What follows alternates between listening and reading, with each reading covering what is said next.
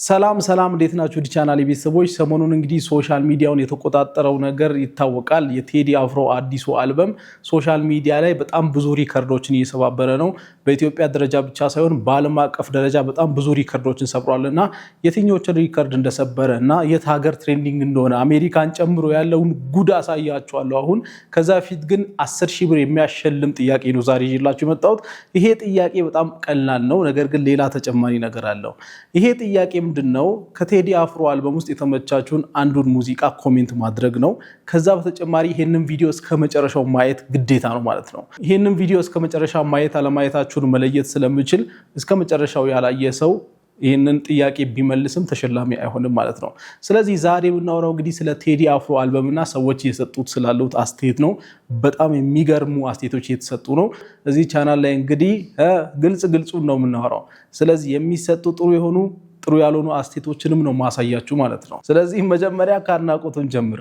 እንደምታዩት እንግዲህ የመጀመሪያው የሰበረው ሪከርድ የሰብስክራይበር ቁጥር ነው ይሄ አልበም ከመለቀቁ በፊት ቴዲ አፍሮ የሚለው ቻናል 1.4 ሚሊዮን ሰብስክራይበር ነበረው አሁን በአንድ ቀን ውስጥ 440,000 ሰብስክራይበር ጨምሮ 1.84 ሚሊዮን ሰብስክራይበር ደርሷልና በኢትዮጵያ ታሪክ 400,000 ሰብስክራይበር በአንድ ቀን ይሄ አንዱ የሰበረው ሪከርድ ነው ማለት ነው ከዛ በተጨማሪ ደግሞ በቪው ሪከርድ ሰብሯል እንደምታዩት በ21 ሰዓት ውስጥ አንድ ቀን እንኳን ሳይሞላ 4.1 ሚሊዮን እይታ አግኝቷልና ይሄም በኢትዮጵያ የዩቲዩብ ታሪክ ሪከርድ ሰብሯል ማለት ነው እንደ አልበም ደግሞ ይሄን ያክል ሁሉም ሙዚቃዎች እንደምታዩት ከ1 ሚሊዮን በላይ ናቸው የተወሰኑ ሙዚቃዎች ያልገቡ አሉ እነሱም ዛሬ ስለሚገቡ በአንድ ቀን ውስጥ ሙሉ ሙዚቃዎቹ 1 ሚሊዮን አልፏልና ይሄም በኢትዮጵያ ታሪክ ሪከርድ ነው አዲስ ሪከርድ ነው ማለት ነው ይሄ ብቻ ሳይሆን የተለያዩ ሀገራት ላይ ይሄ ሙዚቃ ትሬንዲንግ ሆኗል አሳያችኋለሁ እንደምታዩት እንግዲህ ይሄ የዩቲዩብ ቻርት ነውና አሁን ይሄኛው ለምሳሌ የምታዩት ዩናይትድ አረብ ኤሚሬትስ ነው ዩናይትድ አረብ ኤሚሬትስ ማለት የዱባይ ምናምን ማለት ነውና አንደኛ ሁለተኛ ብቻ አይደለም ሶስተኛ ጭምር ከ1 እስከ 3 በዩናይትድ አረብ ኤሚሬትስ እየመራ ያለው የቴዲ አፍሮ አልበም ነው ማለት ነው የተለያዩ ሀገሮችን ቼክ እናድርግ ደግሞ ዩናይትድ ስቴትስ ላይ አሜሪካ ላይ ደግሞ አንደኛ ሁለተኛ ሌላ ሙዚቃ ነው ሶስተኛ አራተኛ አምስተኛ ስድስተኛ ሰባተኛ ስምንተኛ ብሎ ዘጠነኛ የቴዲ አፍሮ ነው አሁን እንደውም የተቀየረ ይመስለኛል ይሄ ሞር ከዘጠነኛ ወደ አንደኛ አካባቢ የተጠጋ ይመስለኛል አንደኛ ባይሆንም ማለት ነው እና እንግዲህ ዩናይትድ ኪንግደም ላይ እንግሊዝ ሀገር ደግሞ 5ኛ 6ኛ 7ኛ እንደምታዩት ሪከርዱን የያዘው የቴዲ አፍሮ ሙዚቃ ነው ማለት ነው እና ካናዳ ደግሞ እንደምታዩት 4ኛ 7ኛ 11ኛ ምናምን የቴዲ አፍሮ ነው አሁንም ካናዳም አካባቢ ተቆጣጥሮታል ማለት ይቻላል አውስትራሊያም 13ኛ ጀርመን ደግሞ 13ኛ ጀርመንም 13ኛ አሁን ግን የተሻሻለ ይመስለኛል ይሄንን ከሰራው በኋላ እኔ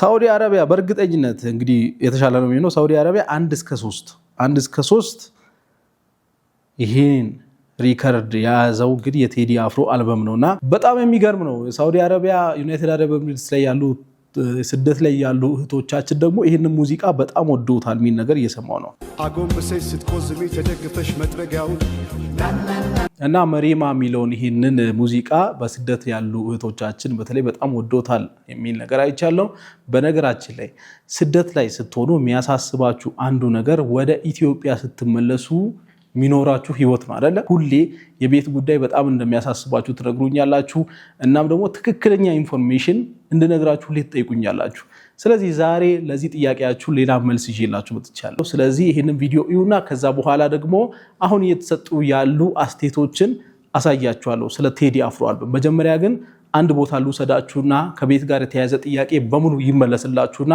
ከዛ በኋላ ተመልሰን ደግሞ ስለ ቴዲ አፍሮ አልበም አስተያየቶች እናወራለን ማለት ነው በካሬ 62,000 ብር ነው የሚሸጠው 50% የባንክ ብድር አመቻችተናል ሲምሲ እኔ ልግለጽላችሁ ማለት ወደ አያትም ለመሄድ ወደ ሰሚት ፍየል ቤት አቅጣጫ ወደ መገናኛ በቃ ማለት አዲሱ የአዲስ አበባ ሴንተር ስለዚህ እቺን ቪዲዮ እያያችሁ ያላችሁ ሰዎች ጊዜያችሁ በጣም የተጣበበ ነው ማለት ነው እሺ ማክሲመም እስከ 1 ሳምንት ገደማ ነው ቅናሹ የሚቆየውና በእነዚህ ጊዜያቶች ውስጥ ቢመጡ አሪፍ ነው ሁሉ ላይ በኢትዮጵያ ብር ነው ወይስ በዶላር ነው በኢትዮጵያ ብር ነው ዋው በኢትዮጵያ ብር ነው እሺ ሰላም ነው እንዴት ነህ አለን በመጀመሪያ እስቲ እንተዋወቅና እንጀምራለን በጣም ጥሩ። ቤተልሔም መምሩ እባላለሁ።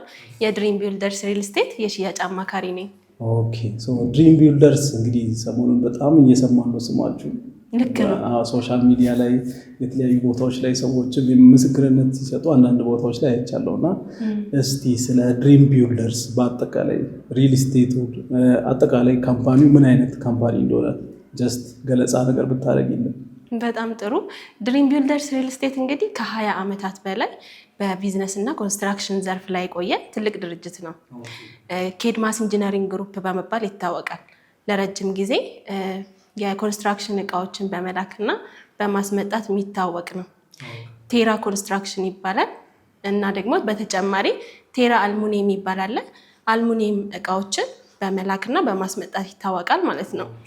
እንዲሁም ደግሞ የተለያዩ ፕሮጀክቶችን አስረክቧል አዲስ አበባ ላይ ማለት ነው።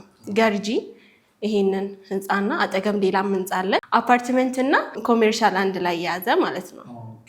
እንደዚህ አይነት ህንፃዎችን እናስረክባለን ማለት ነው። በማስረከብ እንታወቃለን። ቱሉ ዲምቱም አካባቢ እንደዚሁ አለን።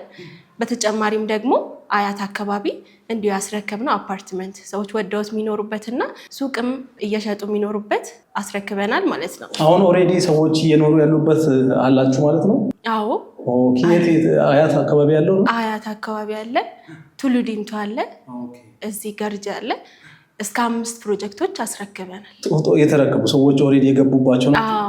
ይሄን አሁን ደጋግሜ የምጠይቅሽ ብዙ የኔ ተመልካቾች ከሪል ስቴት ጋር በተያያዘ ብዙ ጊዜ የሚጠይቁኝ ጥያቄ ስለሆነ ማለት አንደኛው ነገር ከዚህ በፊት ምን ሰርቷል የሚለውን ነገር ማወቅ ስለሚፈልጉ ነው እና እኔም ደግሞ በተቻለ መጠን ለተመልካቾቼ በደንብ ስም ያላቸውን ድርጅቶች እናም ከዚህ በፊት ቆንጆ ፕሮፋይል ያላቸውን ድርጅቶች ይዤ መምጣት ስለምፈልግ የጠየቁሽ እና ከዚህ በፊት እንደሰማችሁት እንግዲህ አስረክቧል ማለት ነው። ምን አይነት ነገሮች ናቸው አሁን ኦልሬዲ ፕሮጀክቶቹ ምን አይነት ናቸው የተረከቡት? ያው መኖሪያና ለሱቅ የሚሆኑ ቤቶች ማለት ነው፣ ህንፃዎች ናቸው። አሁን ደግሞ ሪል ስቴት ነው ይዘን የመጣ ነው። ኮምፓውንድ አፓርትመንት ነው። ሲኤምሲ የተባበሩት ጋር ከለሚ ፓርክ አጠገብ ከአዲስ ኮንቬንሽን ፊት ለፊት ከአዲስ ኢንተርናሽናል ኮንቬንሽን ፊት ለፊት ማለት ነው። እዛ ኢንተርናሽናል ኮንቬንሽን ማለት ያው አደባባዩ ጋር ያለው? አዎ ከዛ ፊት ለፊት ማለት ነው እና በጣም ሴንተር ቦታ ላይ ነው። ኮምፓውንድ አፓርትመንት 23,000 ካሬ ላይ ያረፈ እና በካሬ 62,000 ብር ብቻ ነው የምንሸጠው። ዋው በጣም ቅናሽ ዋጋ ነው። ሲኤምሲን እንግዲህ ብዙ ሰው ያውቋል ብዬ አስባለሁ። ልክ ነው። ግን እስቲ አንቺ ሲኤምሲን ለማያውቁ ሰዎች ሲኤምሲ ማለት ሎኬሽኑን እስቲ አብራሪላቸው። ያው እኔ ያውቀዋለሁ እንግዲህ ሲኤምሲ ማለት በዚህ ሰዓት ምን ያክል በጣም የሚገርም ሰፈር እንደሆነ፣ ግን ምናልባት ሲኤምሲ በደንብ አንደርስታንድ ማድረግ የማይችሉ ሰዎች ሊኖሩ ስለሚችሉ እስቲ ሰፈሩን። እሺ በጣም ጥሩ። ሰፈሩ እንግዲህ ብዙ ሰው ሊያውቀው ይችላል። ለማያውቁትም ደግሞ በጣም አሪፍ ሰፈር ነው፣ ምንም ጥያቄ የለውም። ኢንተርናሽናል ትምህርት ቤቶች ያሉበት ሰፈር ነው። እንዲሁም ደግሞ ለሚ ፓርክ አለ፣ አዲስ ኢንተርናሽናል ኮንቬንሽን ያለበት ሰፈር ነው። ትንሽ አጠገብ ደግሞ ፍየል ቤት አለ፣ የተለያዩ መዝናኛ ቦታ። የሌላ አይነት ምግብ ቤት የለም። ሰሚት ፍየል ቤት እኮ አዲሱ ቦሌ ነው። አዲሱ ቦሌ እንደማለት ነው እና በጣም አሪፍ ሰፈር ነው። ትምህርት ቤቶች ደግሞ ስኩል ኦፍ ቱሞሮ በጣም በአቅራቢያ ላይ ነው ያለው። እንግዲህ መኖሪያ ሰፈር ላይ ትምህርት ቤት ግዴታ ነው ለልጆች። መኖሪያ እንደመሆኑ ለልጆች ጥሩ ትምህርት ቤት ያስፈልጋል። ስኩል ኦፍ ቱሞሮ፣ ፍሊፐር፣ ካምብሪጅ የተለያዩ ትምህርት ቤቶች አሉ አሪፍ። መዝናኛ ደግሞ ያስፈልጋል ስትኖርና መዝናኛ ቦታዎች አሉ፣ ግሪን ኤሪያዎች በደንብ አሉ። በጣም አሪፍ ሰፈር ነው ሲኤምሲ። በተጨማሪም ደግሞ ሆስፒታል ጤና ተቋም ያው ጥሩ ነው ቢኖር አሜሪካን ሆስፒታል እና አይሲኤምሲ ሆስፒታል በአቅራቢያ አለ። አሁን አንድ ሰው ነዋሪ ሆኖ ለመምጣት ሲፈልግ አንደኛ አካባቢውን ሲያጣራ መዝናኛ ካለ፣ በዛው ተጨማሪ ትምህርት ቤት በጣም ብዙ ሰው የሚጠይቀኝ ጥያቄ ይሄ ነው። ልጆችን እዛ አካባቢ ማስተምርበት ትምህርት ቤት አለ ወይ ብሎ ይጠይቀኛል። እና እዛ አካባቢ ካለ ደግሞ ያው የሚፈጠረው አይታወቅምና እግዚአብሔር ቤታች እዛ ህመም ሲያጋጥማቸው ምናምን የሚሄዱበት በቅርብ ትልልቅ ሆስፒታሎች እንዲኖሩ ይፈልጋሉ።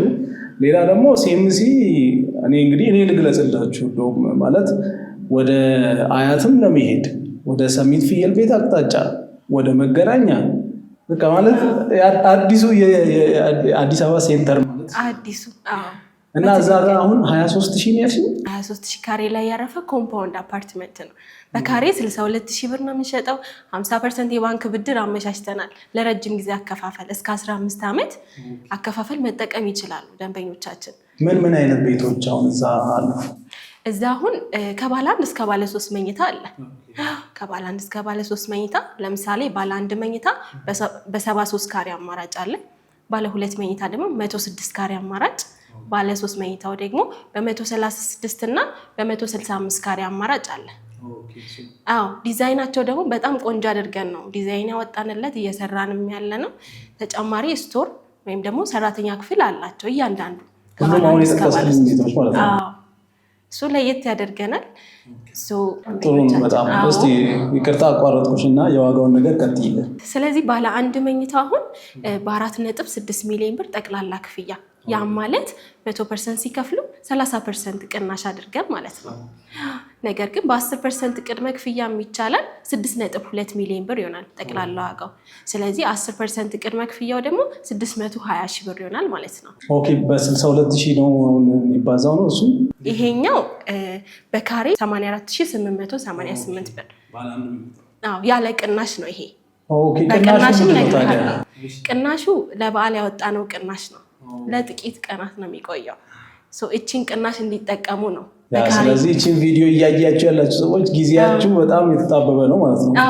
እሺ ማክሲመም እስከ 1 ሳምንት ገደማ ነው ቅናሹ የሚቆየውና በእነዚህ ጊዜያቶች ውስጥ ቢመጡ አሪፍ ነው። ባለ 2ቱ እንግዲህ በቅናሹ 6.7 ሚሊዮን ጠቅላላ ክፍያው ይሆናል። 30% ቅናሽ አድርገን ማለት ነው። በ10% ቅድመ ክፍያ ለሚፈልግ ደግሞ 9 ሚሊዮን ብር ይሆናል። 10% ቅድመ ክፍያው ደግሞ 900 ሺህ ብር ይሆናል ማለት ነው። ባንክ አማራጭም ለሚፈልግ ባንክ አማራጭ አለው። ባለ 3 መኝታው ደግሞ 100% ለሚከፍል 8.4 ሚሊዮን ጠቅላላ ክፍያ ይሆናል። 30% ቅናሽ አድርገን በ10% ቅድመ ክፍያ ለሚጀምር ደግሞ 11 ሚሊዮን 500 ሺህ ብር ይሆናል። 10%ቱ ደግሞ 1 ሚሊዮን 100 ሺህ ብር ይሆናል ማለት ነው። ይህንን ይመስላል አከፋፈሉና ዋጋው። በጣም አሪፍ ዋጋ ነው ይዘን የመጣነው። ሲኤምሲ እንግዲህ በጣም አሪፍ ሰፈር ነው። መሰረተ ልማቱም አልቆለታል። ለመኖር ተፈላጊ ይሆናል። ሰላማዊ ሰፈር ነው ለመኖር ማለት ነው። ወደዛ አካባቢ አጠገቡም ለሚ ፓርክ አለና በካሬ እስከ 62000 ብር ቀንሰን እየሸጥን ነው ማለት ነው። አሁን ከነገርሽኝ ውስጥ የገረመኝ ትልቁ ቤት ባለ 3 መኝታው ራሱ ቅድመ ክፍያው 1.1 ሚሊዮን 1.1 ሚሊዮን ነው። ይሄ በጣም ከዛ በምን ያክል ጊዜ ይረከባሉ ነው? በ2 ዓመት ተኩል እናስረክባለን። በጥራት ገንብተን ሰፈሩን የሚያማከለ ጥራቱን የጠበቀ ስራ ሰርተን በ2 ዓመት ተኩል እናስረክባለን ማለት ነው።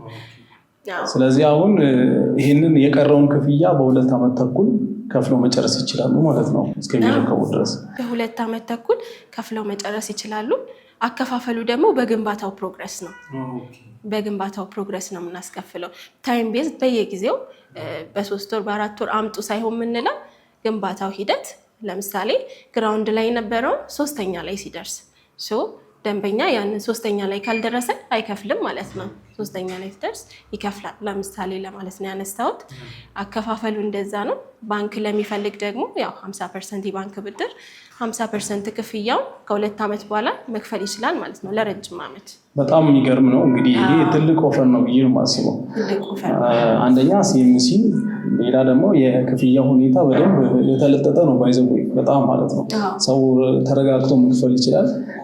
ቅድመ ክፍያው ደግሞ 10% መሆኑ በጣም ጥሩ ነው። ሌላ ደግሞ እኔ የወደድኩት ነገር ሰው እንግዲህ ቤት ሲገዛ ለመክፈል ሲመጣ የት ደርሷል ብሎ የሚጠይቀውን ጥያቄ እዛው የክፍያው አይነት ይመልስለታል። ማለት 3ኛ ፎቅ ላይ ሲደርስ ይሄን ያክል፣ እንደዚህ ሲደርስ ይሄን ያክል ማለቱ ሞር ደንበኛውም ሲከፍል ኮምፎርታብል እንዲሆን ያደርጋል ብዬ አስባለሁ። እና በጣም ጥሩ ነገር ነው ይዛችሁ የመጣችሁት። እና አከፋፈሉም ላይ ሌላ ያልነገርኩ ቅድመ ክፍያ ከ10% በላይ ሲከፈልም ቅናሽ አለው። 100% ለሚከፍል ብቻ ሳይሆን ለምሳሌ 25% ቅድመ ክፍያ ለሚከፍል 7% ቅናሽ ከሙሉ ላይ እናደርጋለን። 30 ለሚከፍል ደግሞ 8.5% ቅናሽ። ሶ 40 ለሚከፍል 10% ቅናሽ እያለ 50 ለሚከፍል 15% ቅናሽ 15% ቅናሽ በጣም ትልቅ ነው። በዋጋ ካልኩሌት ስናደርገው በጣም ልዩነት ያመጣል። ትርፋማ የሚሆንበት ነው። 60 እያለ እየቀጠለ እስከ 30% ቅናሽ እናደርጋለን ማለት ነው። በጣም አሪፍ ነው። ይህንን ተመልካቾቻችን በተለይ ቤት የሚገዛ ሰው የዚህ ነገር ጥቅም ያውቀዋል ያስባል፣ በደንብ ያውቀዋል። ምክንያቱም ቅናሽ ሲሆን በደንብ ትርፋማ ይሆኑበታል። ልሽጥ ልለውጥ ቢሉ ራሱ በደንብ ያተርፉበታል ማለት ነው። በቅናሽ ስለገዙ ያን ቤት ከፍ አድርገው በደንብ አዋቷቸው መሸጥ ይችላሉ። ላከራይም ቢሉ ሰፈሩ በዶላር የሚከራይበት ሰፈር ነው አሁን ላይ ማለት ነው። ላከራይም ቢሉ በደንብ ማከራየት ይችላሉ። አሁን ብዙ ሰዎች ደግሞ ቤት የመግዛት ሀሳብ ውስጥ በጣም ግራስ እየተጋቡ የሚቆዩ ሰዎች አሉና ድሪም ቢውልደርስ የሚባለውን ሪል ስቴት አንቺ እንደ ሽያጭ አማካሪ ሳይሆን እንደ ገዢ ብትመጪ ድሪም ቢውልደርስን ለምን ልትመርጪው ትችላለሽ? ድሪም ቢውልደርስን ከሎኬሽኑ አንጻር መርጠዋለሁ። አንደኛ ሎኬሽኑ በጣም አሪፍ ቦታ ነው። ለሚ ፓርክ እያለቀለት ነው፣ አጠገብ ነው ያለው። ፓርክ ደግሞ ስትኖር አጠገብ ሲሆን በጣም አሪፍ ነው። ሪፍሬሽ ለማድረግ ብዙም ሳትርቅ ልጆችን ብዙም ሳይርቁ እዛው ሪፍሬሽ ማድረግ ይችላሉ፣ መዝናናት ይችላሉ። እሱ አለ እና እንደ ሰፈር በጣም አሪፍ ሰፈር ነው። ሲኤምሲ ሴንተር ነው አሁን ላይ። በሱ ምክንያት መርጠዋለሁ። አሁን ባለው ቅናሽም መርጠዋለሁ። በካሬ 62,000 ብር ድረስ ተቀንሶ የተሸጠ ስለሆነ አከፋፈሉም ላይ እንደዛው። ምክንያቱም 50% የባንክ ብድር ተመቻችቶለታል። ለረጅም ጊዜ አከፋፈል ብከፍል ለእኔ ተመራጭ ነው አሁን ባለኝ ማለት ነው። በሱም መርጠዋለሁ። በደንብ የምመርጥበት ምክንያት ዋና አላነሳሁትም እና ምንም የዋጋ ጭማሪ የለውም። አሁን የግንባታ እቃዎች ጭማሪ ቢኖሩ ምንም አይነት የዋጋ ጭማሪ አይደረግም። ሙሉ ላይ እንደዚህ ተብሎ ተቀምጧል። አዎ ብዙ ጊዜ አሁን ሰው የሚፈራው እሱ ነው። ስጋት የሚሆንበት ሰው የግንባታ እቃ ጭማሪ ሲኖር በየጊዜው እንግዲህ እቃ እየጨመረ ነው። ምንም ጥያቄ የለውም። ሰው ያ ሲጨምር የኔ የቤት ዋጋ ላይ ማይጨምር ከሆነ ያ ሴፍ ነው ለኔ። እሱ በጣም አሪፍ ነው። አንደኛ እንግዲህ እቺን ጥያቄ ደፈር ብዬ ነው የምጠይቅሽ። እሺ ውሉ ላይ በኢትዮጵያ ብር ነው ወይስ በዶላር ነው የሚዋዋለው? በኢትዮጵያ ብር ነው። ዋው በኢትዮጵያ ብር ነው። ዶላር ሲጨምር ጨምር የሚባል ነገር የለም። ይሄ ራሱ ትልቅ አድቫንቴጅ ነው ብዬ አስባለሁ። እና በኢትዮጵያ ብር ይሄ የእቃ ዋጋ ሲጨምር እንጨምርባቸዋለን የሚል ነገር ሳይኖር በጣም አሪፍ ነው። ይሄ በጣም ትልቅ ነገር ነው።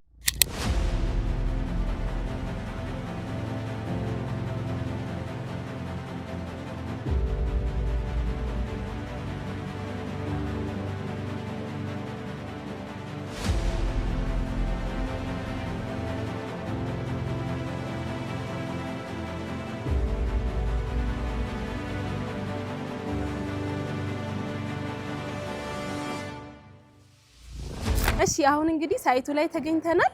ግንባታው በደንብ እየተገነባ ነው ያለው። ስራ ላይ ነው ያለነው። እስከ እሑድ ድረስ ነው እየገነባ ነው ያለነው። አሁን የቆምንበት አሜኒቲዎቹን የገነባንበት ፓርት ላይ ነው ያለነው። አሜኒቲዎቹ ማለት ፋሲሊቲዎችን ማለት ነው።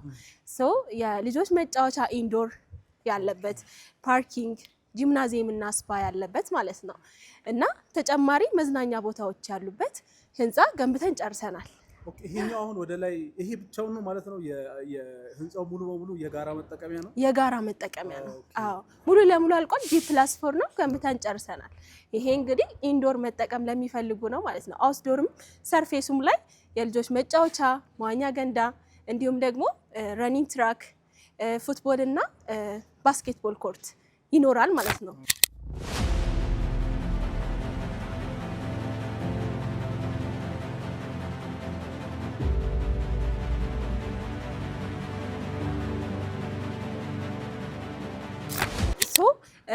ሰርፌሱ ላይ ለልጆች የሚጫወቱበትን የሚዝናኑበትን ቦታ አመቻችተናል። ደስ የሚለው ደግሞ ግቢያችን ምንም አይነት የመኪና እንቅስቃሴ አይኖረውም ሰርፌሱ ላይ ማለት ነው። ቀጥታ ከውጭ የሚመጣ መኪና ወደ ፓርኪንግ ነው የሚገባው ማለት ነው። ቤዝመንትም ላይ በቂ ፓርኪንግ አለ። 2 ቤዝመንት ይኖረዋል እያንዳንዱ ህንፃ። ስለዚህ ምንም አይነት ሰርፌሱ ላይ የመኪና እንቅስቃሴ አይኖርም። ለልጆች ሴፍቲ በጣም አሪፍ ነው። ኮሜርሻልም አይኖረንም። መኖሪያ ብቻ ነው። ተጨማሪ ደግሞ 5 ስታር ሆቴል አለ 5 ስታር ሆቴሉም ተጀምሯል አፓርትመንቱም እንዲሁ በጀርባ ያለ ተጀምሯል ሲሊንጉም በጣም ቆንጆ ነው አሪፍ አድርገን ነው እየገነባን ያለ ነው በኳሊቲ ማለት ነው ሶ ኮንስትራክሽን ማቴሪያል እቃዎችን እዚህ አካባቢ እንደምታዩት አስገብተናል ሁሉንም አስገብተናል እየተጠቀምን እንግዲህ እየሰራን ያለ ነው አሁን ያለንበት ሁኔታ ይሄንን ይመስላል እንግዲህ አሁን ያለ ነው የጋራ መጠቀሚያ አሜንቲዎች ያሉበት ጋር ነው ሲሊንጉን ራሱ ተመልከት እንዲሁ ኳሊቲው በጣም አሪፍ ነው በእይታ ያስታውቃልና ቆንጆ አድርገን ነው እየሰራን ያለ ነው ለቤቶቹ ፖስት ቴንሽን ቴክኖሎጂ ነው የምንጠቀመው ቦታውን በደንብ ተጠቅመን ምንም አይነት የኮለን ችግር ሳያጋጥም ጥሩ እይታ እንዲኖረው ቤቱ አድርገን ነው እየሰራን ያለ ነውና በጥሩ ኳሊቲ ነው እየገነባን ያለ ነው